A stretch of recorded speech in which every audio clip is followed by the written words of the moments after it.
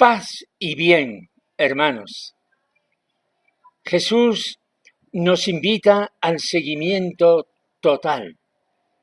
Homilía para el domingo 22 del tiempo ordinario en el ciclo A, leyendo este año el Evangelio según San Mateo.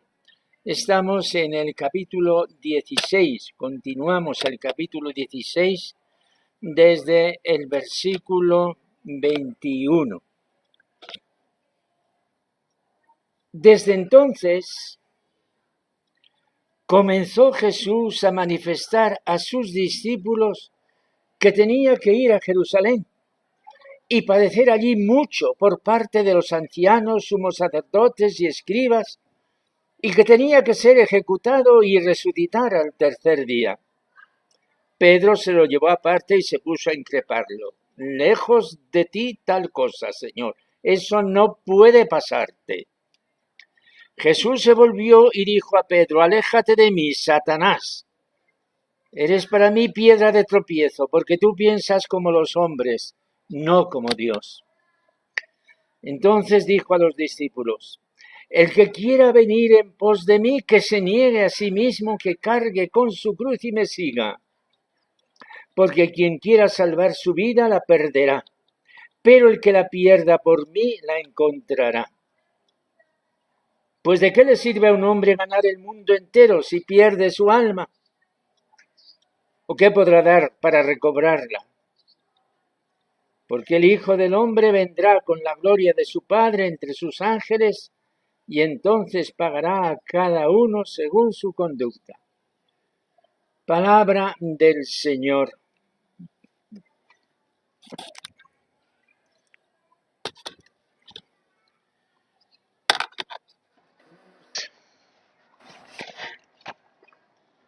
Para entrar en el sentido íntimo de este domingo, podemos prestar atención a 3 puntos del Evangelio.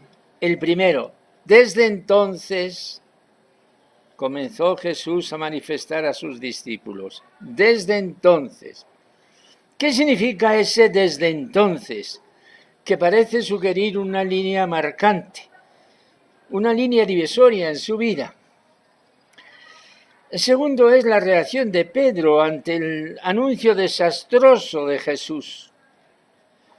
El tercero, la propuesta que en aquel instante Jesús, el Señor, hace a todo el que quiera ser discípulo suyo. A mí, por ejemplo, que quiero seguir tras sus huellas. Esta tercera perspectiva da al Evangelio una actualidad plena. Él y yo, en este momento, ante una decisión de vida en la cual hay que jugarse el todo por el todo. Desde entonces, la vida de Jesús es una historia de Él con su Dios y Padre del cielo, de Él con su proyecto que quiere poner en marcha, de Él, en definitiva, con nosotros. Y en toda historia hay sus fases. Y a lo mejor, como acontece en la nuestra, hay sus más y sus menos. La historia de Jesús es una línea recta y ascendente. Una historia tiene sus momentos decisivos. Y la confesión de Pedro en Cesarea es uno de esos momentos cruciales de Jesús. Es lo que acabamos de escuchar el domingo pasado.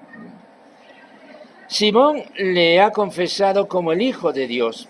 La última frase de esa escena ha sido esta: y les mandó a los discípulos que no dijesen a nadie que él era el Mesías. Si fue la gran revelación aquella de que Jesús, el Hijo del Hombre, era el Mesías, el Hijo de Dios vivo, tú eres el Mesías, el Hijo de Dios vivo, no es menor revelación la que ahora va a venir, que tenía que padecer, que ser ejecutado y que resucitar. Decir que Jesús es el Hijo de Dios vivo es lo último que se puede decir. Decir que Jesús, Hijo de Dios vivo, tiene que ser ejecutado es igual. Nadie lo puede aceptar porque es revelación de Dios. El primero que no lo aceptó ha sido Pedro, porque todavía no le ha sido revelado. No cabe en su cabeza, no lo puede aceptar el generoso Simón, que es un ejemplar pescador del lago. No puede aceptar que ese Jesús glorioso que acaba de descubrir tenga que ser el Jesús rechazado por su pueblo, humillado y ejecutado. De ninguna manera lo puede aceptar porque todavía no le ha sido revelado. Pero era necesario en el plan de Dios. ¿Por qué? No sabemos nosotros los pensamientos de Dios, pero sí que sabemos algo definitivo, que al cabo era por amor. Porque Dios amaba a su Hijo, lo llevó a la cruz. El amor es gratuito, hermanos, y esto lo aceptamos. Pero hay más. El amor es absurdo y esto no lo aceptamos.